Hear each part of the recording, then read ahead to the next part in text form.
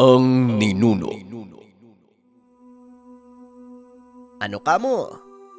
Tao na may ulo ng kalabaw. Baka mga alaga lang ng halimaw na irito. Wika ni Mang Ismael. Hindi alaga ng mga irito. Nakita ko mismo kung anong nangyari sa loob. Hawak ng kalabaw yung dalawang patay na katawan ng irito. Pinupukpok pa nga yung ulo sa lupa eh. Nakakakilabot. Tugon ni Erming. Tumangulang si Tandang Ismael at hindi na nagsalita pa. Samantalang si Erming naman at ang mga kasamahan, may hinala sila kay Tandang Ismael na meron itong alam sa nangyayari.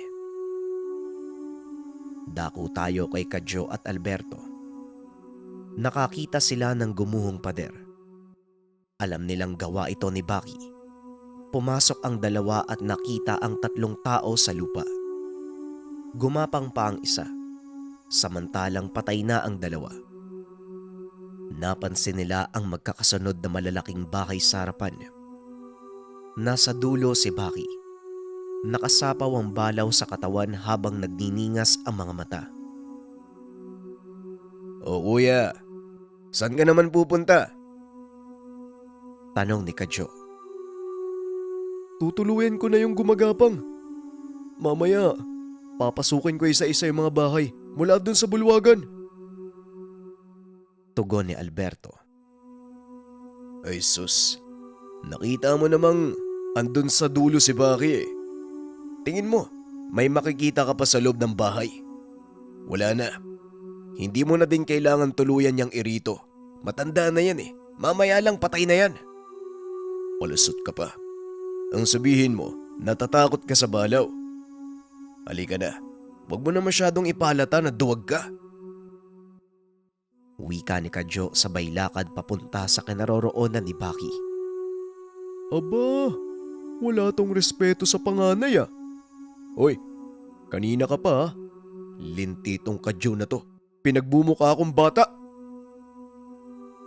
Tugon ni Alberto. Napailing na lang ang panganay. Kumamot sa ulo habang nakasimangot ang muka. Nagbuntong hininga at nagpatuloy sa pagsunod kay Kadyo. Habang si Baki naman ng mga sandaling iyon. Bagaman may iilan ng napatumbang irito, tila may hinahanap pa ang balaw at hindi makontento. Galit na ito. At kahit anong pilit na pakalmahin, ayaw nitong sumunod sa kanya. Pwede ba manahimik ka muna? Hindi ito ang mga iritong inaasahan ko. Sobrang hina. Hindi ko man lang naramdaman ang dating lakas ng irito na pumasok sa mundo ng mga engkanto. Wika ng balaw. Paanong hindi mahina?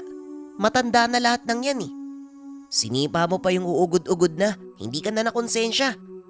Tama ang sinabi ni Mang Erming. Nakalikas na ang iba. Huwag mo nang lapitan yung mga bata.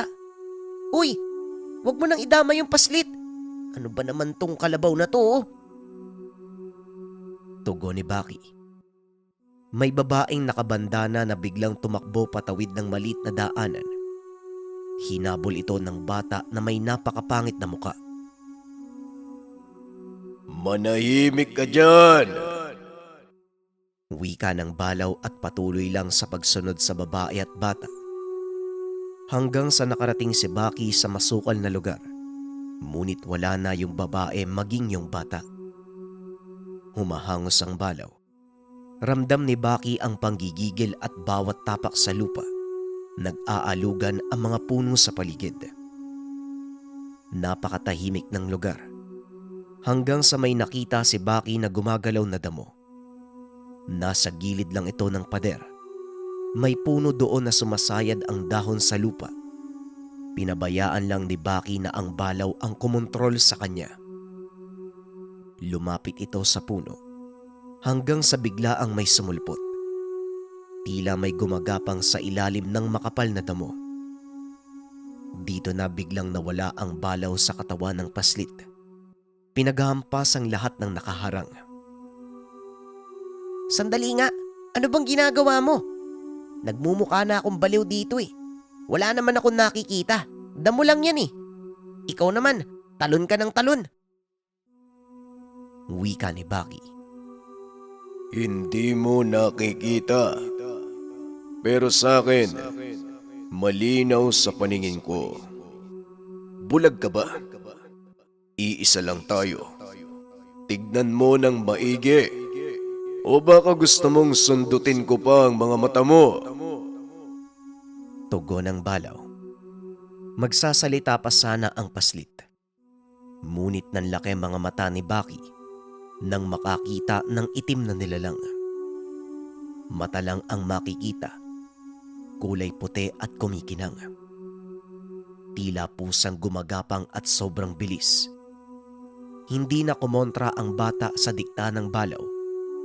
Sinasabayan niya ito ngunit kahit anong habol, wala silang mapala dahil sa bilis ng nilalang. Ano bang klaseng nilalang yan? Hindi natin maabutan! Wika ni Baki. Bigla na lang nawala ang nilalang. Sumulpot ito sa gilid sabay kalmot sa mukha ng bata. Sa bilis ng pangyayari, hindi iyon nailaga ni Baki maging ng balaw. Sa sobrang lakas tumilapon si Baki. Aray ko! Bakit ang lakas niyan? Wika ni Baki. Mas malakas ka dyan kung magseseryoso ka. Tandaan mo, gumagana lang ang binigay kong lakas.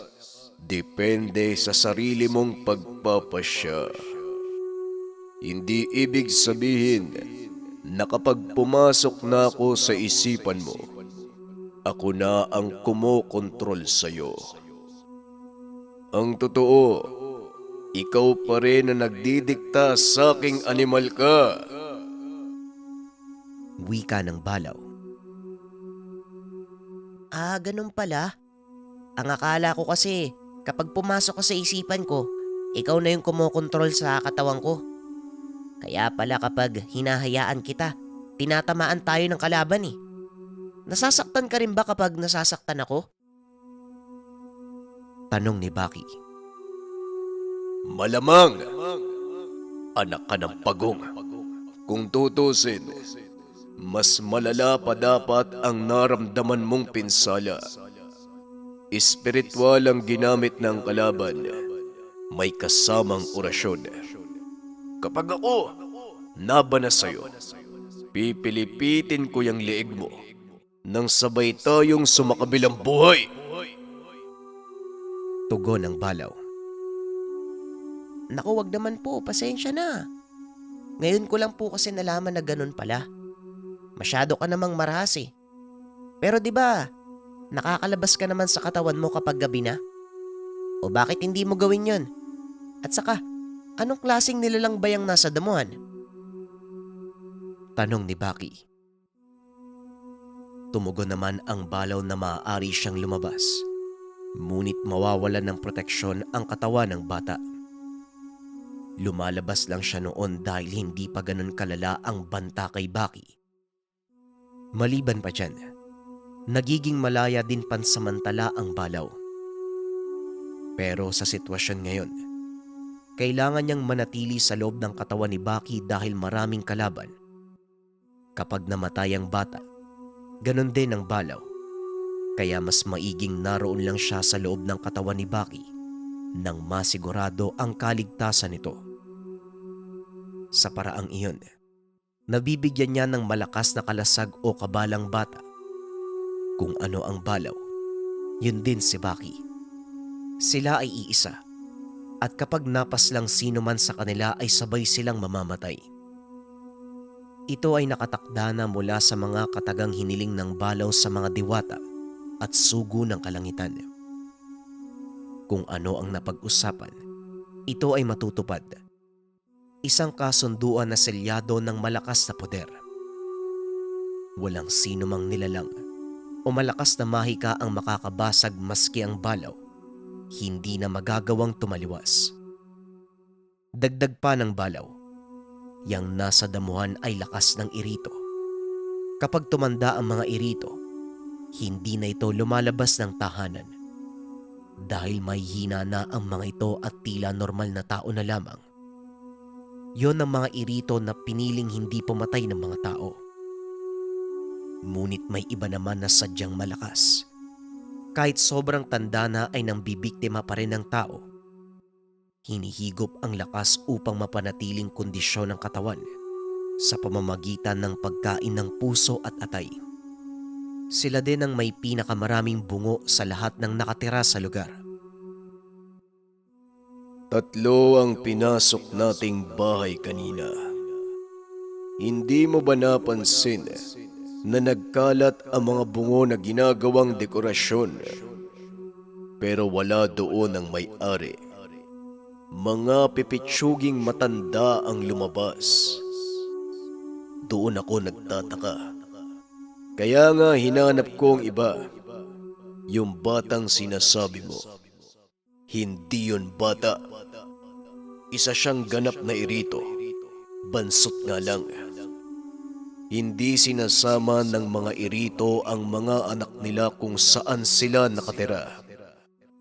Sa halip, pinapaalagaan nila ito sa mga tao upang isiping normal. At pagdating ng panahon, kapag malakas at lumaki na ang mga irito, saka pa lamang sila kukunin at isasama. Wika ng Balaw. Ngayon naiintindihan na ni Baki kung bakit. May dahilan pala ang pagkawala ng balaw sa katawan niya.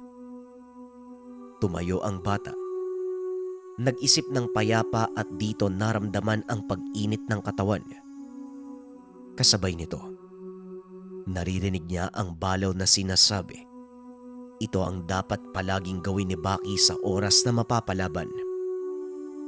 Nang sa ganun, malaya din ang balaw na makagalaw sa katawan at makukuha ang totoong lakas ng walang kapantay maliban na lang sa lumikha. Umabante ng lakad si Baki. Maya-maya pa, napansin niya na mas tumalas ang paningin niya. Hindi katulad kanina na madilim. Ngayon nakikita niya na ng malinaw ang nilalang kung nasaan ito at kabuuan ng itsura. Nakasalampak ang katawan sa gilid ng puno at nagtatago. Yari ka sa aking animal ka! Wika ni Baki. Sabay takbo ng mabilis. Lundag sa kinaroroonan ng irito. Dinakma niya ito sabay ipit sa katawan. Nagkukumawala ang irito. Ngunit hindi ito pinakawalan ni Baki. Hanggang sa inampas niya ang katawan sa pader. Habang sumisigaw naman ang nilalang na sobrang sakit. Maya-maya pa, narinig ni Baki ang pag-iyak ng nilalang. Nakikiusap na huwag siyang patayin. Nagpalit na din ito ng anyo sa pagiging normal. Kinaladkad ni Baki ang lalaki malayo sa damuhan. Dito tayong animal ka. Ang kati dun eh. Wika ng bata habang hila ang paa ng irito.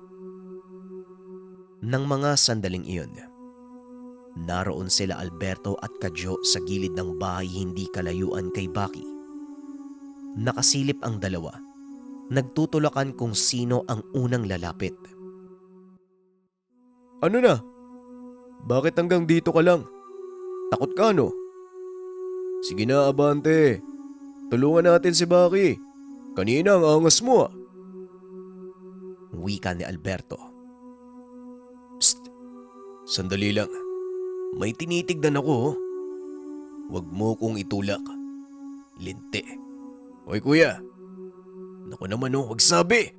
Baka makita tayo ng irito. Tugon ni Kadyo. Ano daw? May nagmamatsyag na irito? Saan? Wala naman ah. Maliban na lang dun sa hatak ni Baki oh. Ikaw itong napaghahalataan na duwag eh. Wika ni Alberto. O ayan, mauna ka. Sige na, lumapit ka dun. Tumulong ka. O bakit ayaw mo? Tulak ka ng tulak. Nakasubsob na yung mukha mo sa pader kanina pa. Aray ko, oo na. Natatakot din ako pero nasa lugar naman eh. Ikaw ba? Dumidiskarte ka lang para ako ang mauna. Ayan oh. Sa bintana may nakasilip na babae. Hindi mo ba nakikita? Wika ni Kadyo. Kagad namang sinipat ni Alberto kung saan nakaturo si Kadyo. Nakita niya ang babaeng nakasilip sa bintana ng tahanan malapit sa kinaroroonan ni Baki. Oo nga no. Dapat sinabi mo kagad. Teka, tititigan lang natin yan. Pero iba eh. Mukhang hindi siya katulad ng hinatak ni Baki. May bandana sa noo na mukhang manggagamot no? Uy teka, wag mo namang ilapit yung mukha mo sa akin. Ang baho ng hininga mo eh. Wika ni Alberto. Oo nga no. Parang Naudlot ang pagsasalita ni Kadyo nang maramdaman na may mabilis na nilalang na dumaan sa likuran. Nagtalunan pa ang dalawa. Sumalampak sa dingding ng tahanan ng katawan. Makikita sa muka ang pagkataranta. Teka, ano yun? Ang bilis ah. Saka ang baho. Wika ni Alberto.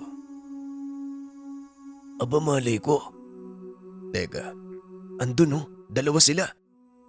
Iba to ah, mukhang mga impakto.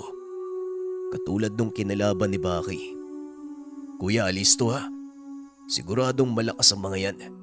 Nakita mo naman na nahirapan si Baki doon sa isa. Wika ni Kadyo.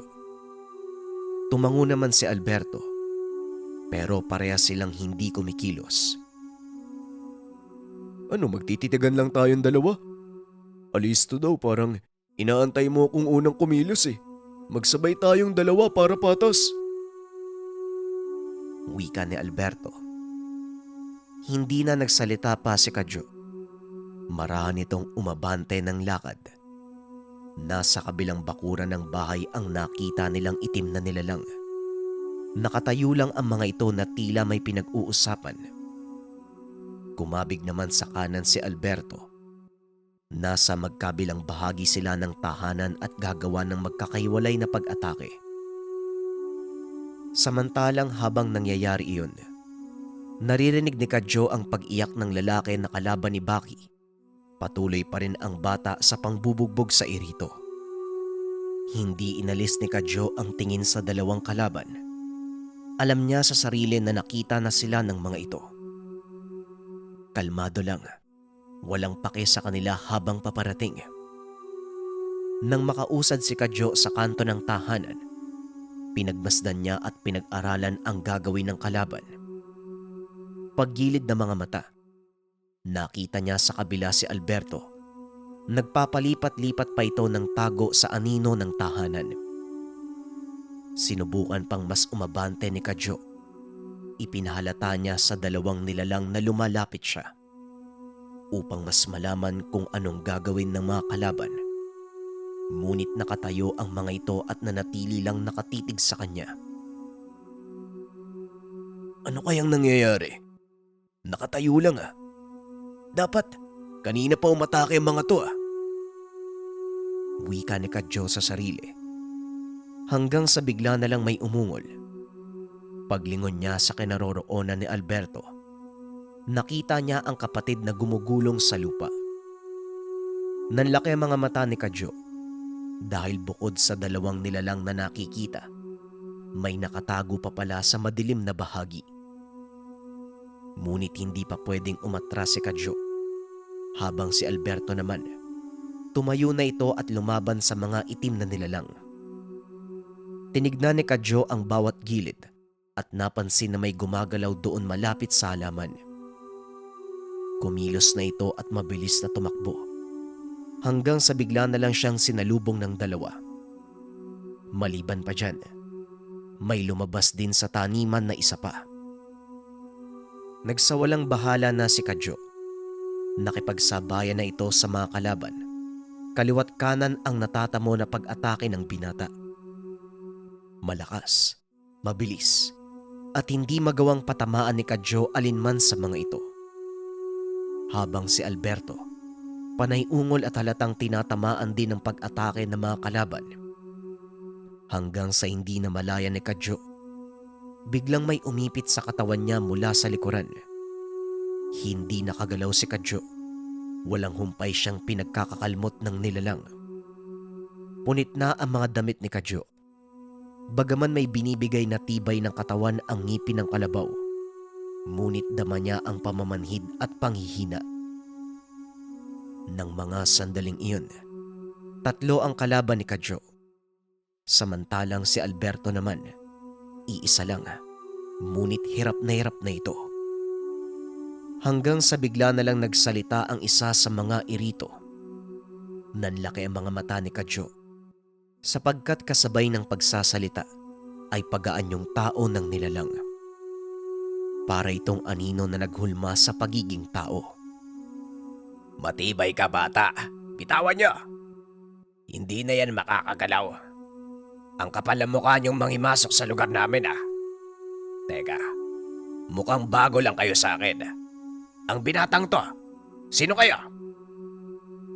Wika ng irito. Bumagsak sa lupa si Kadyo. Nais pa sana niyang bumangon ngunit sobrang bigat na ng katawan niya. Kinapa niya ang dibdib. Puno na ito ng mga galos. Hindi malala ngunit masakit sa pakiramdam. Hanggang sa nakarating ang laban ni Alberto at ang isa pang irito sa kinaroroonan ni Kadyo.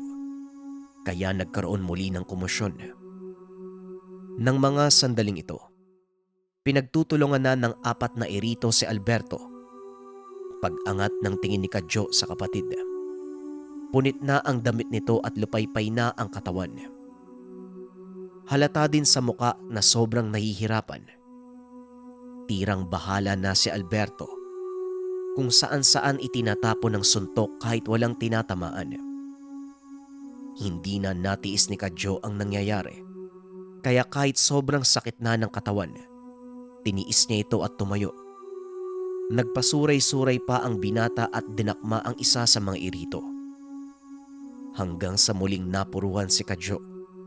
Napapatras ito at nalalaglag sa tapunan ng basura. Walang ibang maisip si Kadyo kung hindi katapusan na nila ng sandaling iyon. Kaya sumigaw na siya ng tulong at tinawag ang pangalan ni Baki. Ngunit kahit anong sigaw, hindi pa rin dumadating ang bata. Gumapang si Kadyo paakyat. Nakita niya si Alberto na nakahandusay sa lupa habang nakapatong dito ang isang irito. Hinanap niya kung nasaan ang iba pa. Ngunit wala na. Maliban na lang doon sa nakadagan kay Alberto. Hoy! Tantanan niyo ang kapatid ko! Wika ni Kadyo habang unti-unting tumatayo. Humarap sa kanya ang irito. Doon niya nalaman na ito pala yung nagsalita kanina. Abang, tibay talaga. Ano bang meron at sobrang lakas sa katawan niyo? Matindi ang pinsala namin, ah. Wika ni Sidro. Sinipa ng nilalang si Kadyo sa sikmura.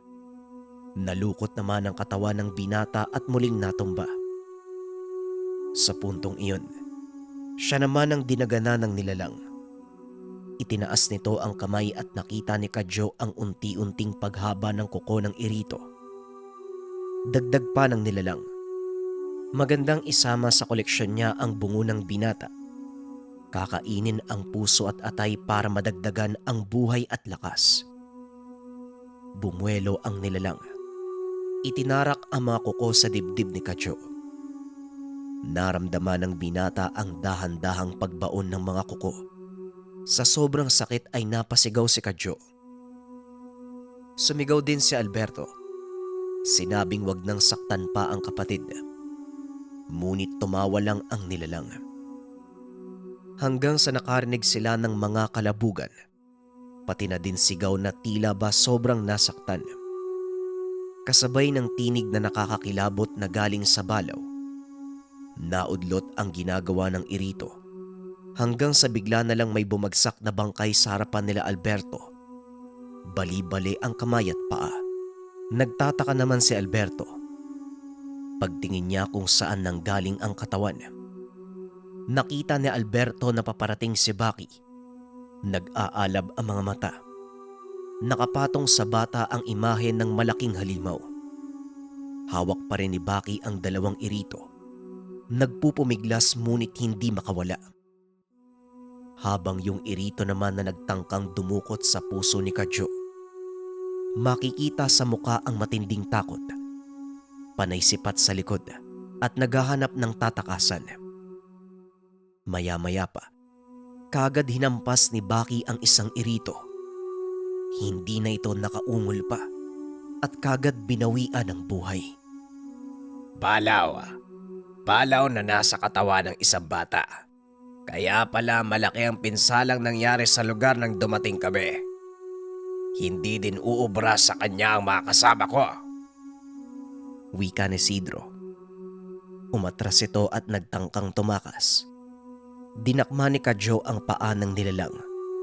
Natalisod ang mga ito at natumba sa lupa. Saan ka pupunta? Ano? Natatakot kang animal ka? Wika ni Kadyo. Hinila ng binata ang irito at inipit ang leeg. Ngunit kinagat ng nilalang si Kadyo kaya binitawan niya ang nilalang at kaagad itong bumalikwas. Palundag na sana sa bakod ang irito, ngunit bigla na lang itong tumilapon. Nagulat si Kadyo dahil tila may tumama sa nilalang. Pag-angat niya ng tingin, nakasalampak na ito sa pader kasama ng isa pang irito. Ibinato pala ng balaw ang hawak nitong nilalang. Nang dumaan si Baki sa harapan nila Alberto at Kadyo, hindi nito pinansin ang dalawa. Sinubukan pang tawagin ni Alberto ang bunso, ngunit hangos na nakakakilabot lang ang tugon nito sa kanya. Hanggang sa nakalapit na si Baki sa nagtangkang tumakas. Hinila niya ito papalapit kila Alberto. Hinampas sa lupa kaya napaungol ang nilalang. Ano bang ginagawa nyo? Hindi ko man lang naramdaman na ginamit nyo sa laban ang ibinigay ko sa inyo. Ginagamit nyo lang bilang proteksyon. Tumayo kayo dyan. Parang kagat lang ng langgam yung mga natamo nyo sa katawan. Iniisip nyo kasing masakit, kaya nararamdaman nyo. Pero wag nyong indahin. Sasabay ang lakas ng tangan na ibinigay ko sa inyo kung matibay ang isip nyo. Magkakaroon kayo ng lakas na walang katapat. Hoy! Ano pang kinukuya-kuy mo dyan? Tumayo ka, Alberto. Ikaw, Kadyo. Gusto nyo bang sipain ko pa kayo nang mapatunayan ko kung gaano katibay ang katawan nyo gamit ng tangan? Wika ng balaw. Dahil sa banta nito, tila nawala ang pananakit ng katawan ng dalawa. Parang mga sundalo na tumayo si Alberto at Kadyo habang nagbibigay pugay sa balaw. Masakit talaga eh. Hindi nga ako makahinga eh. Wika ni Alberto. Huwag ka nalang magpalata. Tiisin mo. Ako din naman eh. Sobrang sakit ng katawan ko. Hindi ko na nga maramdaman yung mga paa ko eh. Kuya, magsalita ka. Sabihin mo ayos lang tayo. Tugon ni Kadyo. Ikaw na, mahalata na may dinadaing ako sa katawan eh. Kapag ako'y nagsalita, mahalata eh. Naku naman oh. Maharlik kang kalabaw. Ay, maharlik kang balaw. Ayos lang po ako. Hindi lang naman namin napagandaan kanina na marami pala sila. Aray ko, pero wala to. Kayang-kaya namin yun, di ba Kadyo? Wika ni Alberto habang hawak ang tagiliran. Ginagalaw pa niya ang balikat. Ipinapakitang malakas na muli ang katawan. Kahit nakasimangot ang muka dahil sa sakit na nararamdaman. Oo naman. Simple lang yan, maharlikang kaibigan. Wag mo nang pansinin yung kanina. Sinadya talaga namin yun para kahit papano makalamang yung kalaban. Aray ko, ang sakit talaga. Wika ni Kadyo. Ganon din ito. Inunat pa ang katawan, ngunit nanginginig naman ang tuhod.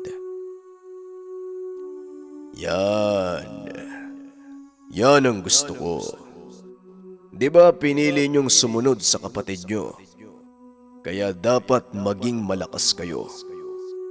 Katulong ko na rin kayo sa pagsupil sa masasama. Kaya wag na wag kayong susuko. Higit sa lahat, wag na kayong aatras sa laban, lalo na kapag nasa harapan niyo ko. Maliwanag ba? At ikaw naman, akala mo hindi ko alam na buhay ka pang animal ka. Anong narinig ko sa babaeng may bandana?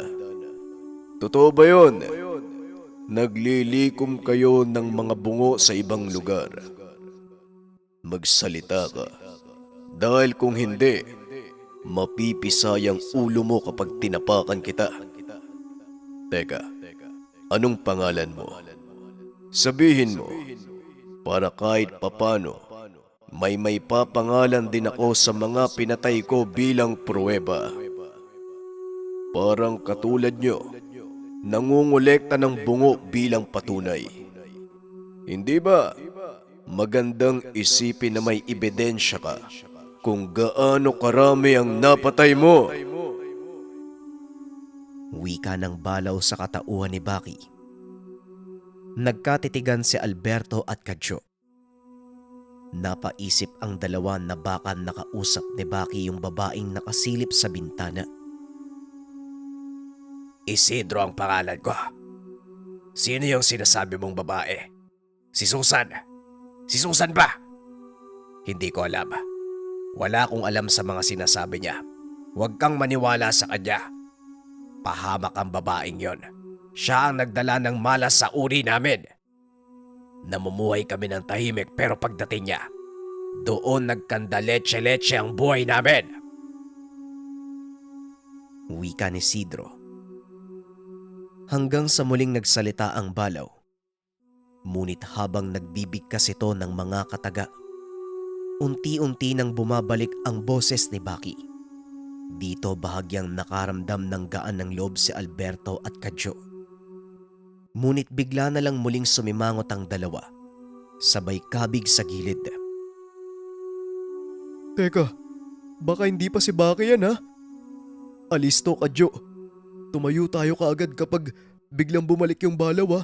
Baka makitang nangihina tayo eh. Wika ni Alberto.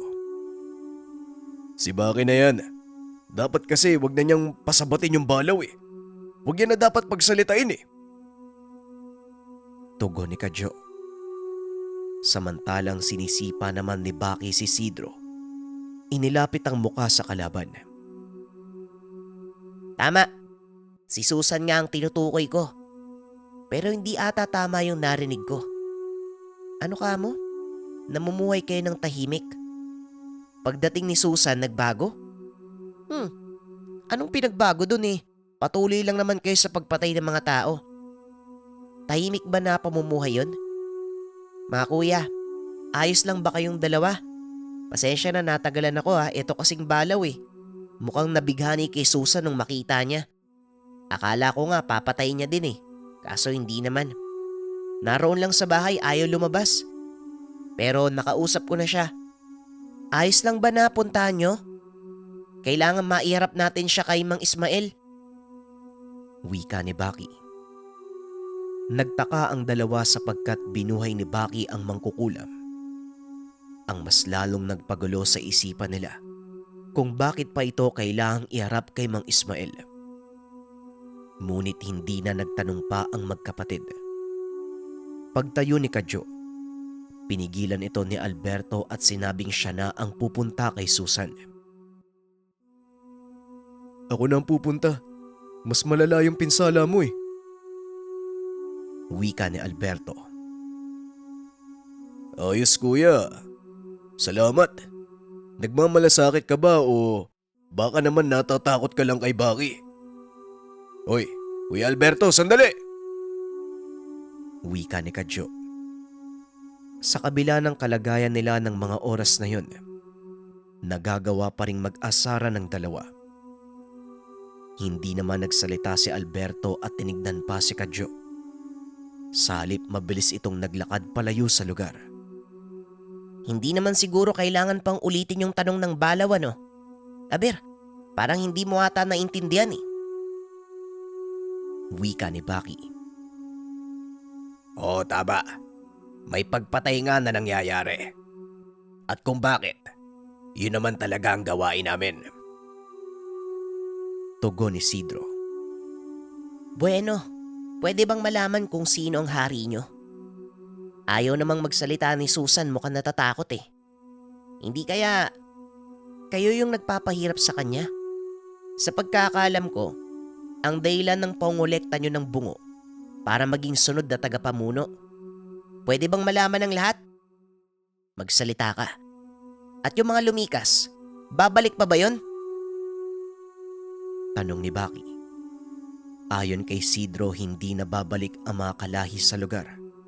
Lalo na kapag nalaman na ganito ang nangyari sa kanila.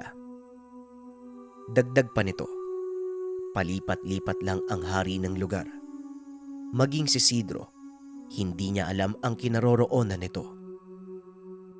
Idinidiin pa rin ni Isidro na pahamak si Susan. Matagal na nila itong itinakwil, ngunit dahil kauri, pinagtiyagaan na lang ng lahat ang ugali ni Susan. Sumabat naman si Baki. Nang mga sandaling iyon may kabigatan na ang boses. Napapitlag pa si Kadyo sa pag-aakalang baka ang balaw na muli ang nagsasalita. Hindi mo ba narinig yung sinabi ko? Si Susan ang naiipit dito. Napagbintangan pa nga siya na kumukulam sa pasyente ng kaibigan ko eh. Tandaan mo, hindi nagsisinungaling ang balaw. Sa oras na makaramdam siya ng mali, siguradong tinutuwid niya kaagad. Matigas ka ha? Pinaninindigan niyo talaga yung masama niyong gawain. Yung mabuting kauri niyo pa yung pinapalabas niyong traidor. Wika ni Baki. Nang mga sandaling iyon binabagabag si Kadyo. Naguguluhan ng binata sapagkat tila taliwas lahat ng pag-unawa niya. Si Susan ang napagbintangan ni Tandang Ismael. Ngunit bakit tila kampe si Baki sa dalaga? Iniisip ni Kadyo kung ano kaya ang sinabi ni Susan na biglang nakapagpabaliktad ng sitwasyon. Baki, bunso, ano ba talaga? Hindi ko maintindihan eh. Pwede bang ipaliwanag mo ang lahat? Tanong ni Kadyo. Naging utosan ng mga irito si Susan. Kalahating tao siya, kaya hindi madaling matugis. Kanino ko pa nalaman pero nagulat ako. Hindi nga ako makapaniwala eh. Pero ayon na rin sa sinabi ng balaw, nagsasabi daw ng totoo si Susan. Lahat naman naiwan dito, mga irito na hindi sumasang-ayon sa prinsipyo ng hari. Dagdag pa ng bata. Nakonsensya siya dahil ilan sa mga ito ay napaslang niya kanina. Pero may mga natirang masasama. Isa na doon ang kanang kamay ng hari. Pero hindi sinabi ni Susan kung sino dahil natatakot siya. Maliban na lang sa mga lumikas. Ito yung mga lihitimong irito na pumapatay talaga ng tao at nadadamay lang ang iba. Pero bakit? Bakit sinabi ni Mang Ismael na si Susan ang tinutukoy na mga kasama niya na kumulam doon sa pasyente? Di ba galing din yun sa'yo mismo? Habang nag-uusap tayo kanina. May relasyon si Susan doon sa tatay ng batang kinulam. Tanong ni Kadyo. Ayon kay Baki, pati siya hindi maintindihan nung una. Pero nagkaroon siya ng ideya kung ano ang totoong sitwasyon. Isa na dito kung bakit galit ang balaw kay Erming. Napagsabihan pa si Baki ng nilalang na huwag magtiwala sa mga albularyo. Hindi mo ba nakuha ang ibig ipaiwatig ng balaw, kuya? Isipin mo, sa tagal nilang namamatsyag sa lugar, wala naman silang natugis kahit isang irito. Wika ni Baki. Anong gusto mong palabasin, Traidor Serming? Teka, sandali nga. May matatanungan naman tayo eh. O Isidro, wag mo sabihin hindi mo naiintindihan ang pinag-uusapan namin. Alam ko na meron pang nagtatago dito malapit sa lugar. Sabihin mo, ano pang alam mo? Tanong ni Kadyo kay Sidro. Hindi na nagsalita pa si Sidro, ngunit makahalata sa muka na may tinatago. Sa reaksyon pa lang ng mukha mong pangit ka, halata namang may sikreto eh. Aber, siguro naman gusto mo pang mabuhay, tama? Ito, may ipapakiusap ako sa'yo. Kapalit ng buhay mo, sabihin mo lang sa akin lahat ng nalalaman mo. Lumayo ka pagkatapos. Huwag ka nang gagawa ng masama at magbago. O proteksyonan pa kita. Ano? Ayos ba? Wika ni Baki. Marahang tumayo si Sidro. Kitang-kita sa muka na tila aligaga. Sana to pa rin mo ang sinabi mo, bata. Malawak ang hawak ng mga irito sa kahit saang lugar. May malalaking tao sa likod namin. Sila ang nagpapanatili ng kapayapaan at normal na pamumuhay ng mga irito.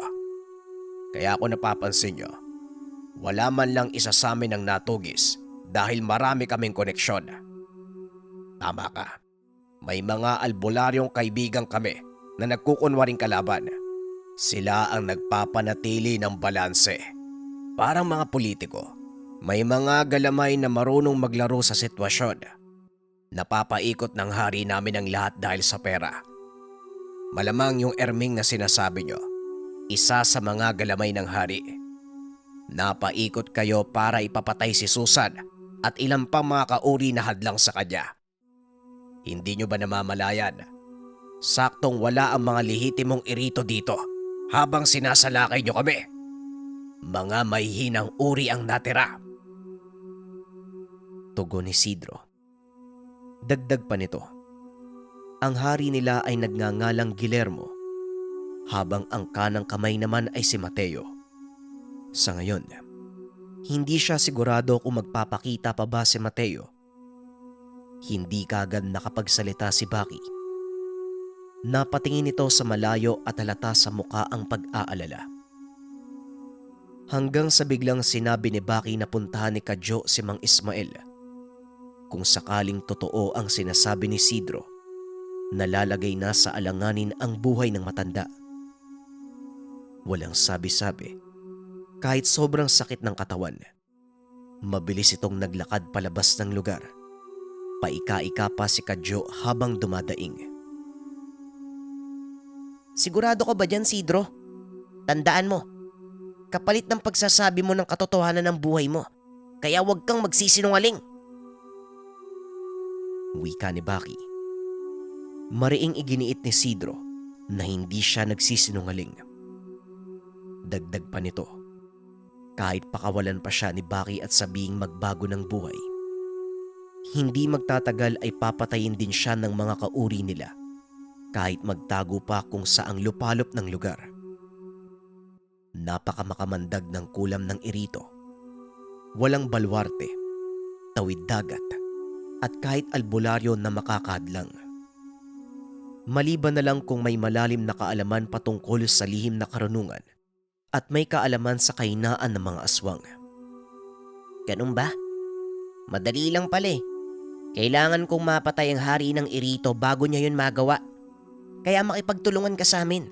Yan ay kung gusto mo pang mabuhay. Wika ni Baki.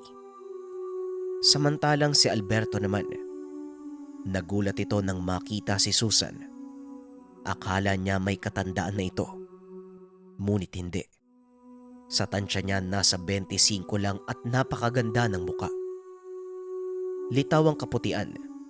Napakaamong tignan at mukhang mainhin. Susan, ikaw ba yan? Teka, aray ko. May nakaharang pala dito. Tinamaan pa ako. Ang dilim naman kasi. Pwede ka nang lumabas. Inutusan ako ni Baki, yung bata. Pinapakuha ka niya sa akin. Akala ko matanda ka na. Pero tara, sunod ka sa akin. Wika ni Alberto. Hindi nagsasalita ang babae. Tahimik lang na nakasunod sa kanya. Habang naglalakad, nagtanong si Alberto kung meron bang kaugnayan si Susan noon na naging dahilan ng kaguluhan. Dito na nagsalita si Susan. Sobrang namangha si Alberto. Malumanay itong magsalita at napakaganda ng boses. Iba din ang amoy. Tila mahalimuyak na amoy ng mga bulaklak. Kaya hindi naiwasan ni Alberto na makaramdam ng pagtindig ng balahibo. Sino naman ang nagsabi sa'yo ng maling storya? Wala naman akong naging karelasyon eh. Hindi ko ugali yun. At saka baka napagkakamalan lang akong matanda kasi madalas akong nakabandana. Nagsusuot ng pangmatandang damit. Pero dalaga pa talaga ako. Wika ni Susan. Hindi na nakapagsalita pa si Alberto hanggang sa nakarating na sila sa kinaroroonan ni Baki. Nagalit naman si Alberto nang maabutang buhay pa si Isidro. Nagtanong ang binata kung bakit hindi pa pinapatay ang kalaban. Tsaka nasan ba si Kadyo? Teka, may nangyari bang hindi ko alam? Parang nagkasundo na kayo ni Isidro ah. Wika ni Alberto. Wala ka po kanina kaya hindi mo talaga malalaman. May binunyag na sikreto yang si Isidro. Mabang storya kuya eh. Basta, si Kuya Kadyo na lang po ang tanungin nyo. Kailangan nating lumabas dito sa lalong madaling panahon. Ikaw Isidro, nasa'yo kung gusto mong sumama sa amin. Halika na Ate Susan. Wika ni Baki. Hindi sumunod si Isidro. Salip lumisito ng daan at mabilis na naglaho. Bakit mo naman pinatakas? Dadagdag lang yan sa mga kalaban natin eh. Wika ni Alberto.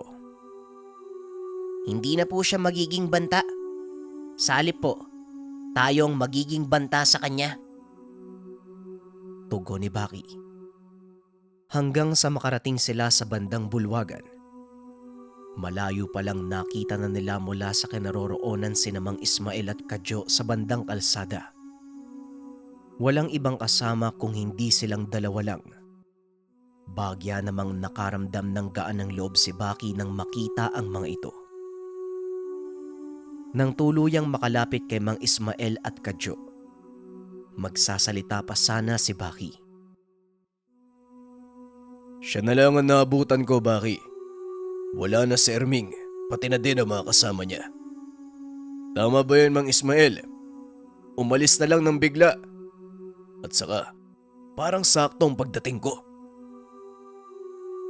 Tanong ni Kadyo. Yun nga din ang ipinagtataka ko. Nag-uusap lang kami kanina. Bigla na lang natahimik yung apat. Hindi nagpaalam. Tumalikod na lang bigla at lumayo. Akala ko nga may iba na. Hinala ko, baka si Baki ang paparating kaya natakot ang mga yon. Teka, sino ba itong kasama niyong babae? Tanong ni Mang Ismael. Hindi pa po ba nasabi sa'yo ni Kuya Kadyo? Tanong ni Baki. Wala pa akong sinasabi sa kanya, Baki. Pagkalapit ko, kinumusta ko lang. At saka, tinanong ko kung nasaan sila Mang Erming. Wika ni Kadyo. Mang Ismael, kala ko kilala mo si Susan. Bakit hindi mo kilala yung kasama naming babae? Siya po si Susan eh. Akala ko din po matanda na. Pero dalaga pa pala. Wika ni Baki. Nanlaki ang mga mata ni Mang Ismael. Maigi nitong tinitigan ang babae hanggang sa tumango. Teka, ikaw nga. Ikaw nga si Susan. Sandali lamang. Baka namamalik mata ko. Mukha ka ng matanda noon eh. Teka, bakit niyo siya dinala dito? Anong nangyayari? Tanong ni Mang Ismael na naguguluhan ng mga sandaling iyon. Kinalabit naman ni Baki si Kadyo at nagudyat ng pagtango. Nais nitong si Kadyo na ang magpaliwanag sa mga nangyayari. Teka, bakit naman ako? Ay nako, hindi po si Susan ang kumulam sa sinabi niyong pasyente. Kaya nga po sinabi ni Baki na iharap namin sa iyo si Susan. May nalaman kami sa loob ng lugar ng mga irito. Yun po ang nakapagpabago ng pananaw namin. Sumingit naman si Baki. Ipinaliwanag ng bata na ang tatay ng paslit na ginamot ni Mang Ismael ay isang irito.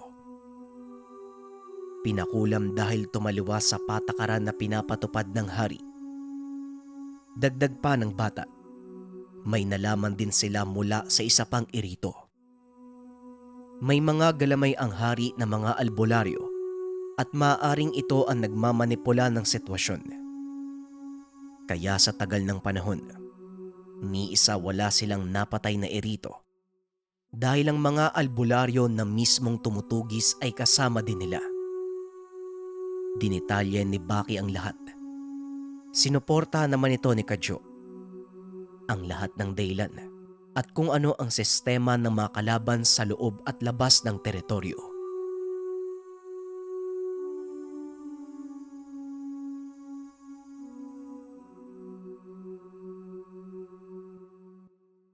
Ang Ninuno.